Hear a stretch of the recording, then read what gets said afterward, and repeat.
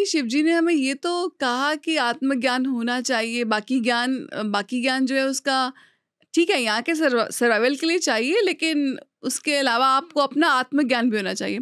क्या उन्होंने इसका कोई मार्ग भी दिखाया है? क्या करें? हाँ, देखिए शिव जी ने ये नहीं कहा होना चाहिए।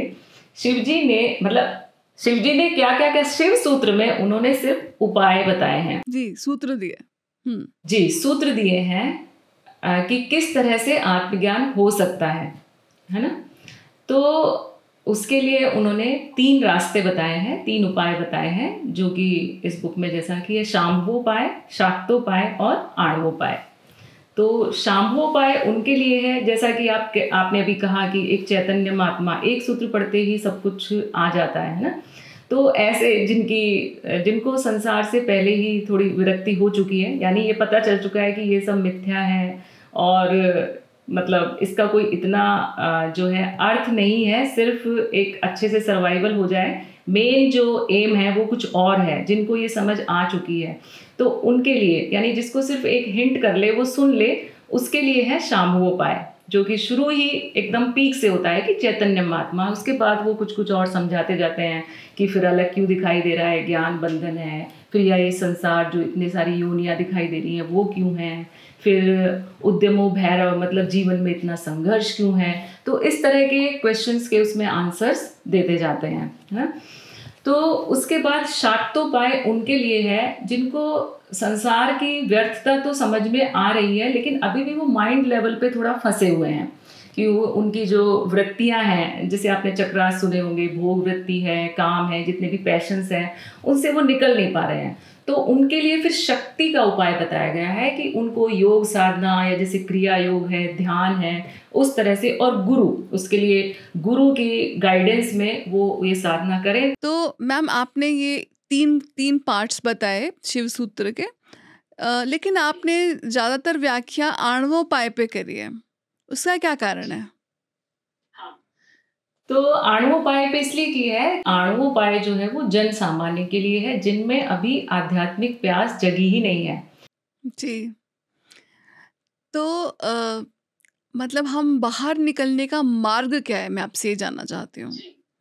जी, आपका कहने का मतलब है कि ज्ञान तो ही, अज्ञान जो है, जिस अज्ञान की वजह से ये बंधन है, अलग अलग जो जान रहे हैं, उससे कैसे बाहर निकला जाए, ये आप जानना चाह रही हैं। जी, तो अज्ञान से बाहर निकलने का रास्ता वही है कि आप अपना सबसे पहले तो आत्म मूल्यांकन कीजिए। आत्म मूल्यांकन मतलब कि मैं किस स्थिति पे हूँ, है ना? मेरे में कौन सी वृत्तियाँ चल रही हैं, क्योंकि अध्यात्म क्या है? अध्यात्म है चित्त की शुद्धि, यानी प्योरिफिकेशन ऑफ माइंड, बुद्धि की शुद्धि कह सकते हैं, है ना? स्पिरिचुअल विजडम को डेवलप करना। तो स्पिरिचुअल विजडम डेवलप करने के लिए, या कहें कि सत्य तक पहुंचने के लिए, क्योंकि जब स्पिरिचुअल विजडम डेवलप होगी तभी आप सत्य तक पहुंचेंगे। सत्य तक पहुंचने में, यानी इस अज्ञान के नाश करने में जो सबसे बड़ी बाधा है वो है आपकी बुद्धि में अशुद्धि, है ना? क्योंकि ये बुद्धि क्या है? सांसारिक बुद्धि से हम कहते हैं, वो सिर्फ संसार को सत्य मानकर ये छोटे छोटे एम की तरफ भाग रही होती है ना? तो सबसे पहले बुद्धि की शुद्धि जरूरी है, और वो कैसे होगी? जब आप कोई स्पिरिचुअल पाथ पकड़ेंगे।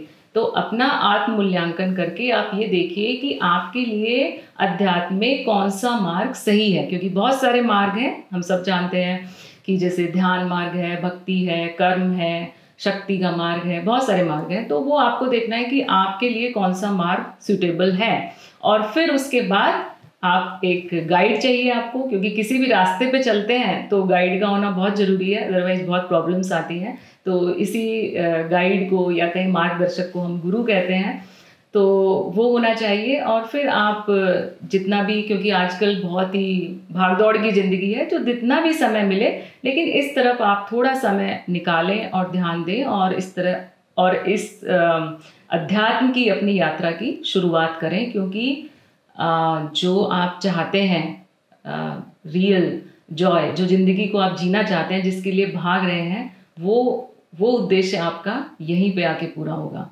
उसी तरह से अज्ञान का नाश हो सकता है।